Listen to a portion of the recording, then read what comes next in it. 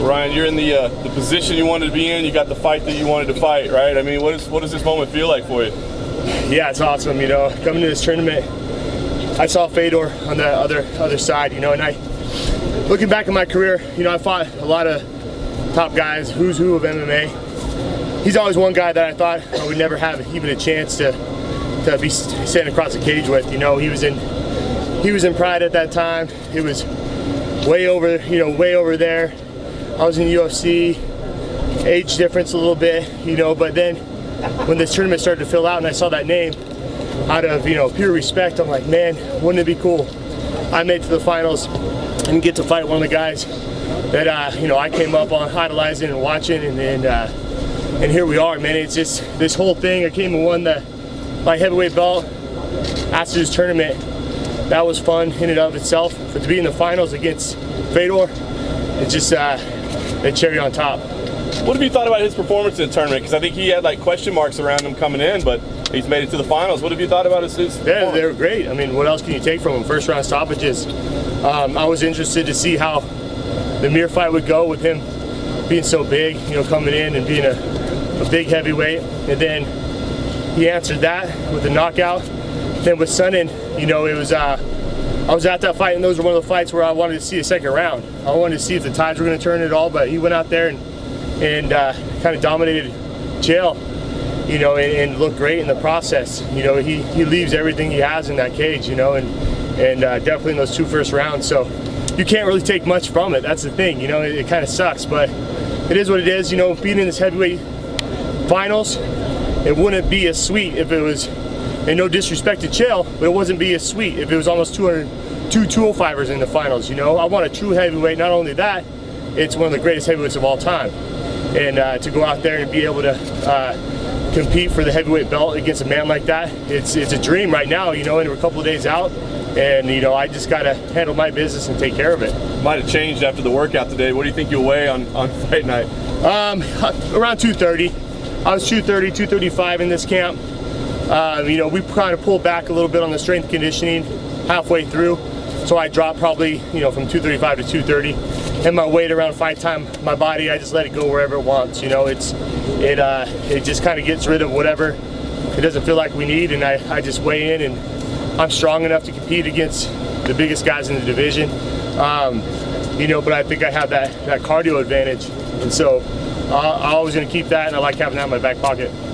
You've been a part of some big fights in your career, but I wonder what the feeling will be like on fight night. I mean, is there a chance of nerves? Is there a chance of, you know, getting starstruck a little bit, seeing Fedor on the other side of the cage? What do you think the emotions going to be like? That kind of happens for me like a week ago, you know, when you're still in that border where you're at home, you know, with my family and all that, and then you kind of like, I'm fighting Fedor in a week and a half, you know. Now it's all business. I feel great. I'm out here, you get that first couple workouts in, and for me, it's, if this was 10 fights, 20 fights earlier in my career, that would be the case. I'd be sitting there like, holy shit, I'm standing across from, you know, Fedor, and you know, he's about to try to take my head off. You know, now I've been in there with those top guys, you know, stood across from, you know, the greats in MMA, and I don't feel that anymore. I just feel like he's the Fedor of today. You know, the Fedor of January 26th that's getting to the cage, and that's it. He can't bring any of his, you know, past accomplishments, neither can I, and so it's kind of the better man win on that day. I know I'm prepared. The tournament's been awesome. I've been compounding on every camp, and knowing that I have a fight. There's never been a time where it's like, okay, I know 3 fights potential when they'd be. It'd be like, you have a fight, you fight it, you go 2 months not hearing anything, you kind of lose that motivation, and then you hear something. I've known, so I've been motivated this whole past year, and we're finally a couple of days out. You know, and it's one of the biggest opportunities of my career. It's the biggest fight of my career.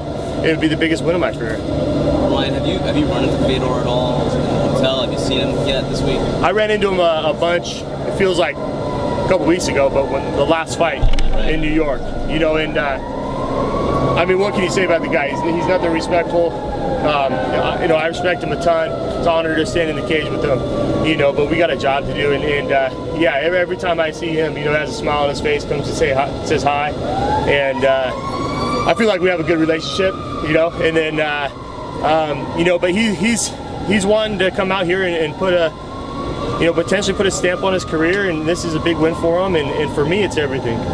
He still kind of has that aura about him, doesn't he? You're kind of wondering what is he really thinking? What's behind those eyes? Yeah, he has a mystique about him, and going back to, I would like to see more, from the tournament from him. I wanted to see a second round with Chael. I wanted to see more in the first round with Frank. And that kind of adds to that mystique. So I hear all kinds of stuff about Fedor. Oh, he's out of his prime, he's this and that. But man, look at his last fights. He's a super dangerous fighter. Especially in that first round, he's coming out like a buzzsaw. And so, and I have to make him do that too. I got to make him go out there and use up all that energy and get that out. And so, man, this is one of the biggest fights of my career, and he's one of the most dangerous opponents I've had. It's like the perfect scenario of this tournament for you because, you barely got touched in 2 fights. You took no damage, and now winning on the other side for you is one of the greatest of all time, a legend. Is it kind of like the storybook tournament for you? Yeah, it's a perfect storm. Looking back, I won the light heavyweight title. I defended the title, and then they asked me to come and do the heavyweight tournament. And we said yes. We didn't know the opponents, and then you see it kind of fill out, and there's some monsters in there. And so, yeah, I looked at this and said, man, that would be a cool road. I go out there and win, and Fedor wins, we're in the finals. But there's so many variables, especially in MMA. And then we kind of see it whittled down, and I just feel like it's a perfect storm. I'm in the absolute prime of my career, physically, mentally. I have the light heavyweight belt. I was able to do this tournament. I made it to the finals, and like I was saying, it wouldn't be as sweet if I was fighting Chael.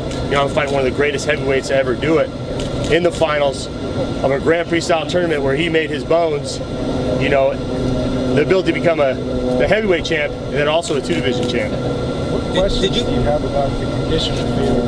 I know you kind of touched on it, but what questions are there? Yeah, he's never went past the 3rd round in a fight. I know Pride had different time lengths and whatever. I don't know, it was a 10 or 5, whatever. But he hasn't gone through a 5-round fight. He hasn't been past 3. But that's the thing. The questions are there because in this tournament we haven't seen him go past the 1st round. He's looked a little tired at the end of 1st round, but at the same time, they're going through it was a crazy pace. And both guys were tired. I just feel if we do that, that only benefits me. I feel like I'm one of the best conditioned guys at 205, and let alone at heavyweight, and I've kept that. I didn't go out and gain 30 pounds. So I feel good about that scenario. Ryan, Last one, guys. I feel like it's kind of going overlooked that you'd be like the champ. You'd be the first kind of double division champion in Bellator. Speak on that and just the significance of that. Thanks. Yeah, it's a big feat. It's a big accomplishment, and to be a 2-division champ, let alone at these big weights where it takes, one punch. It takes one punch, anyway, but still, that's why we don't see heavyweights hold the belt for a long time, And so it's a huge accomplishment. I think it kind of goes under the radar a little bit, but my team and I know, what it's all about, and like I was saying earlier, to do it against somebody like Fedor, I should feel like I'd be one of the best pound for pound guys out there, and I just have to go out there and prove that. My last 11, I'm 11-1 the last 12 fights. I've hit my stride. I'm here mentally more, I've always been there physically, but I have it up here, and so it's just perfect timing. Like I said, the perfect storm is here, and what better way to cap off this kind of storybook run right here than beating Fedor. Well, why do you feel it's gone under the radar? Is it because Fedor is the name he is and it brings all that attention? As far as what under the radar? Being like the double champ. I don't talk a lot of shit. I don't do this and that, and I'm not always like the flashiest guy out there, and I think that's kind of the reason why. A lot of people have excuses when they lose to me. Oh, this and that, or oh, he took me down, or this, or he caught me with a lucky punch. But I continue to prove that. It's not a coincidence that I keep winning. And so I think it's a little combination of that, but it doesn't matter. Like I said, me, my family, my friends, the training partner, coaches, we all know, what this means to us and how hard we work for it, and how good I am, and I'm going to show that, and that's what, it's just a storybook ending for me, especially with him. and can't get any better. Cool. You got a Thank place you for guys. both belts Last at one, the that house? was it. What's that? You got a place for both belts? I can find a spot for sure. Thank you.